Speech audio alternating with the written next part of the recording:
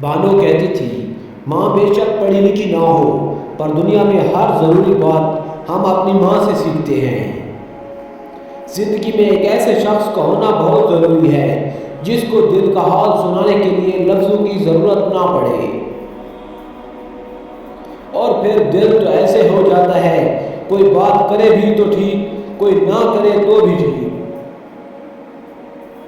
جسم کی چوٹ تو وقت کے ساتھ ٹھیک ہو جاتی ہے مگر لفظوں اور رویوں کے زخم کبھی نہیں ٹھیک ہوتے۔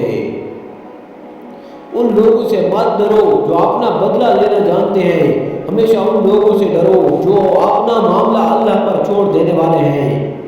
انسان وہ چیز ہے جو اگڑ جائے تو ٹوٹ جاتا ہے اور اگر جھک جائے تو بلندیوں پر پہنچ جاتا ہے۔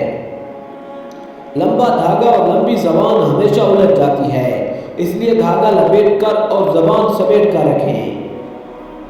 لوگوں کو جب ان کی اوقات میں رکھنا شروع کر دو تو کہتے ہیں تم بہت بدل گئے ہو یار۔ مرد سے انا کرنے والی عورت بے وقوف ہوتی ہے، وہ اسے اپنا دشمن بنا لیتی ہے۔ عقل پن اور ضد کر کے مرد سے بات منوائی جا سکتی ہے۔ بیٹی کے لیے اونچا گھرانہ نہیں بلکہ کوشش کر کے اس کی قدر عزت محبت کرنے والا اور ہم مزاج گھرانہ ڈھونڈنا چاہیے۔ جب عورت آنسو بہاتی ہے تو رفتہ رفتہ اس کی آنکھوں سے آپ کی محبت بہہ جاتی ہے۔ جس دن صبر آ گیا آنسو ختم، اور آنسو ختم تو محبت ختم۔ جن مردوں کو لگتا ہے کہ نہ کہ عورت کو رلانے سے، تڑپانے سے اور ترسانے سے اس کی محبت شدت اختیار کرتی ہے تو ان کو بہت بڑی غلط فہمی ہے۔ عورت کو محبت ہونے میں بہت دیر لگتی ہے، پتہ ہے کیوں؟ کیونکہ وہ وفا کو پہلے اور محبت کو بعد میں رکھتی ہے، اور وفا کرنا بہت محبت کرنے سے ذرا مشکل ہوتا ہے نا۔ عورت کی محبت کا کوئی ثانی نہیں، مرد کی خوشی کے لیے اپنی خواہشات اور آلات بھی اس کی پسند کے مطابق کر لیتی ہے۔ زندگی ایک بار ملتی ہے، سراسر غلط تصور ہے۔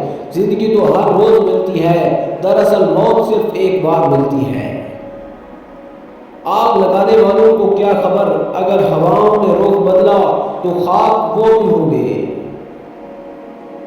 دنیا میں صرف ایک محبت ایسی ہے جس سے اللہ تعالیٰ خوش ہوتے ہیں، اور وہ بیوی کی خامن سے اور خامن کی بیوی سے محبت ہے۔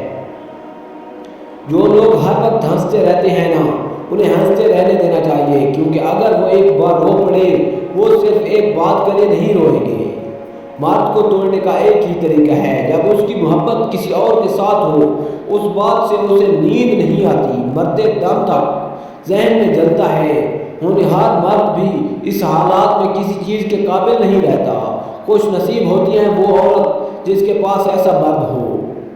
بانو قدسیہ کہتی ہیں کہ اگر کوئی عورت خود تمہاری طرف رجوع کرتی ہے تو پھر تم پر فرض ہے کہ اس کی خاطر مر جاؤ۔